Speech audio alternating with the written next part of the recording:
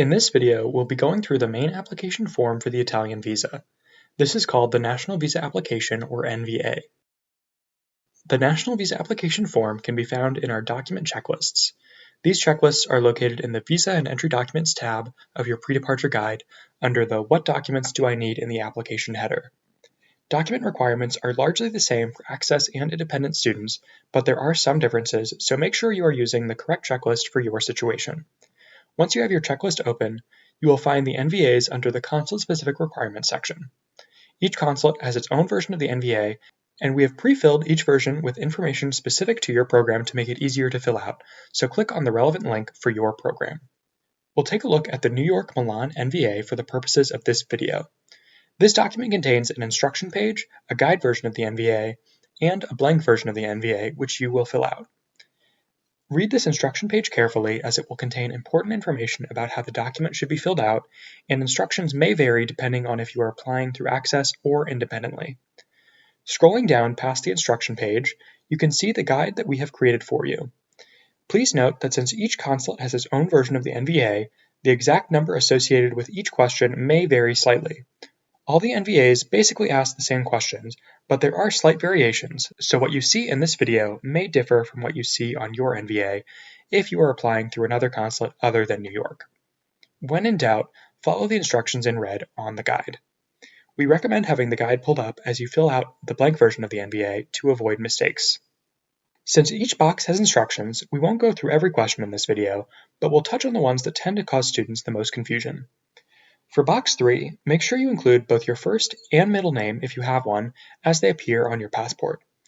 For any question asking you to enter a date, such as boxes 4, 14, or 15, you must enter the date in the European format: day, month, year. This format differs from the way that we typically write dates in the US, so please pay close attention to this. In box 17, you will enter either your home or school address, depending on which is located in your consulate's jurisdiction. If your school is located in your consulate's jurisdiction, then you should enter your school address. If your home is located in your consulate's jurisdiction, then you should enter your home address. In box 23, you will write in the first Schengen country you will enter when you travel to Italy. For most students, this will just be Italy, but if you have a layover in another Schengen country, such as the UK or Germany, enter that country instead. As mentioned before, several boxes on your NVA will be pre-filled for you, such as boxes 29 through 32. So you don't need to add anything additional to these boxes. Box 33 asks about who will be covering the costs associated with your travel to Italy, either yourself or a parent. This question is very important, and it connects with a couple of other documents you will submit with your visa application, namely your proof of financial means and, if applicable, your affidavit of support. We have a separate video explaining how this question on the NVA connects to those other documents, so we encourage you to view that as well. We will also note that depending on your consulate, this question may be pre-filled for you on your NVA.